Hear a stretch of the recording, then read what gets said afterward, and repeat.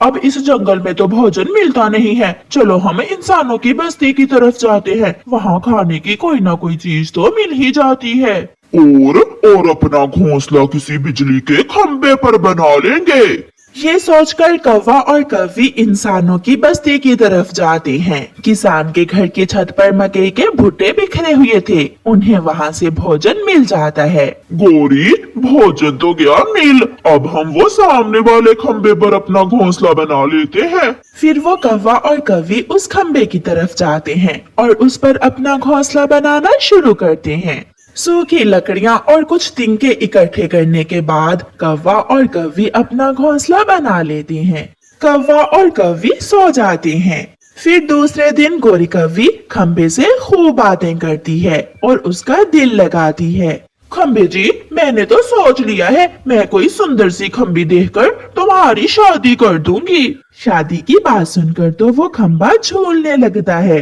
अरे अरे खंबे जी, इतना भी ना झूमो कि हमारा घोंसला ही नीचे गिर जाए। मेरा कालू दाना लेने गया है, क्या तुम भी दाना खाओगे?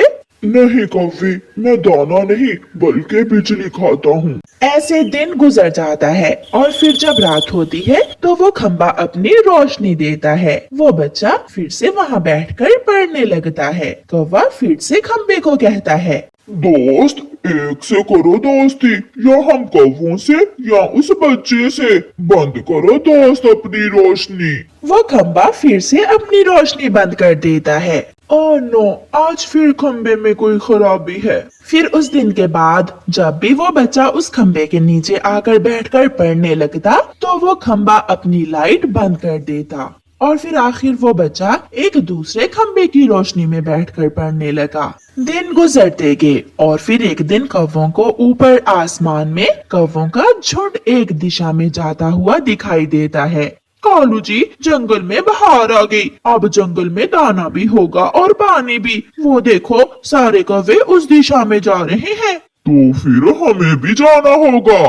कौवा और कौवी भी उन कौवों के पीछे पीछे उड़ जाते हैं। अब वो खंबा बहुत अकेला हो गया था, उसका दिल बहुत उदास हो गया था। वो रो रहा था, कोई भी उससे बात करने वाला नहीं था। वो रात को अपनी रोशनी पूरे जौबन से देता, मगर कोई भी उसकी रोशनी में बैठकर पढ़ने वाला नहीं था। समय तेजी से गुजरता गया और आहिस्ता आहिस्ता वो खंबा बहुत पुराना हो गया। उसका चांदी जैसा रंग काला हो गया, तारें टूट गईं और उसका एक हिस्सा टूटकर गिर गया। वो पूरा ही गिरने वाला था जब एक दिन एक जवान लड़का उस तरफ आता है। ये वही खंबा है जिसकी रोशनी में बैठकर मैं पढ़ा करता था, शायद इसे मेरी जरूरत है, मैं इसे टूटने नहीं दूंगा। वो लड़का उस खंबे को नया रंग करता है और तारें फिर से बांध देता है, टूटा हुआ हिस्सा लगाकर उसे मजबूत करता है। आज फिर से वो खंबा पहले की तरह था, नया, जवान और खूबसूरत। और फिर रात को एक बच्चा उस लड़के के साथ आता है।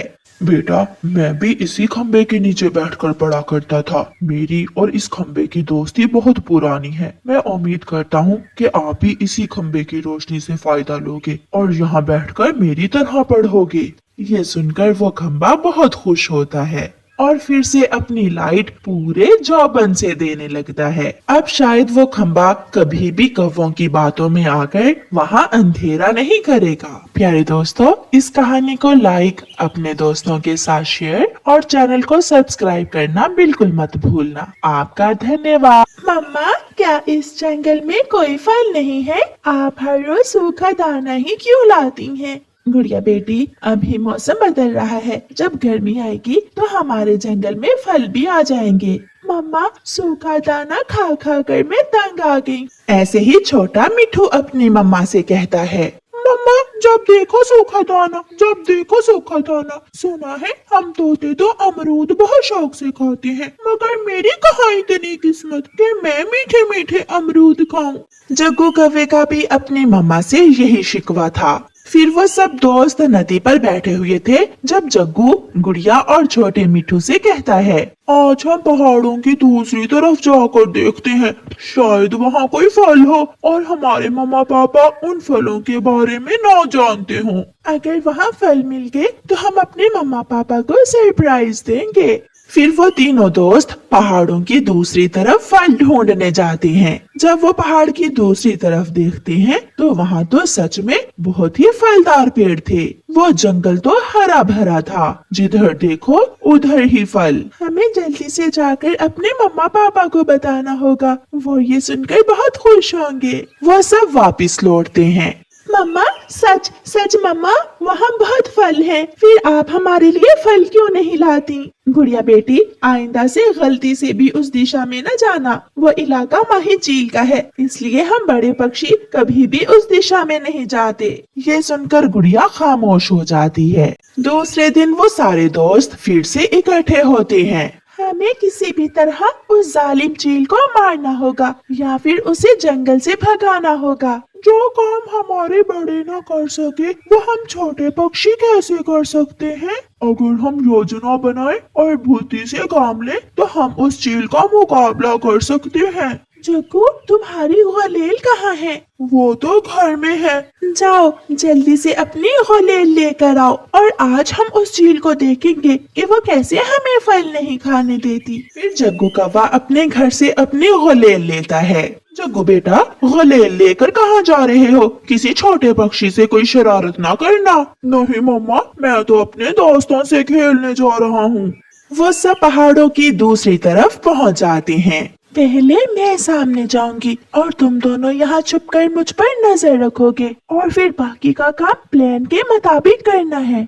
गुड़िया एक फल वाले पेड़ पर बैठकर फल खाने लगती है। सूखे पेड़ पर अपने घोंसले में बैठी हुई चील गुड़िया को देख लेती है। अरे अरे चील जी, तेरी तो किस्मत जा गई। कई दिन हो गए थे मांस नहीं खाया। चिड़िया छोटी जरूर है मगर होगी मजे की। ये सोचकर वो चील गुड़िया की तरफ उड़ती है। चील जी, आप यहाँ क्या लेने आई हैं? जैसे तुम ये फल खा रही हो ऐसे ही मैं तुम्हें खाने आई हूँ। चील आंटी, हमारे जंगल में मीठे फल नहीं है, इसलिए मैं कई दिनों से लाल मिर्ची खा रही हूँ। मेरा मांस तो बहुत कड़वा होगा। मनहूस, क्यों ऐसी बातें करके मेरा दिल जला रही हो? आंटी चील, अगर आप मुझे खाना ही चाहती हैं, तो मुझे ये मीठे मीठे फल खा लेने दें ताकि मेरा मांस मीठा हो जाए। आइडिया तो ठीक है, तुम ये मीठे फल खा लो और हाँ, कोई चालाकी न करना, तब तक मैं थोड़ा सो लेती हूँ। फिर गुड़िया फल खाने लगती है और चील वहाँ डाल पर बैठकर सो जाती है। गुड़िया अपने दोस्तों को संकेत देती है और सोई हुई चील को पेड़ से धक्का दे देती है। चालाक चिड़िया, मैं छोड़ूंगी नहीं तुम्हें। गुड़िया एक तरफ को भागती है, चील भी पीछे उड़ती है। पीछे से जग्गू अपनी गुलेल निकालकर चील को निशाना बनाता है। मर गई, ये कौन है मेरे पीछे?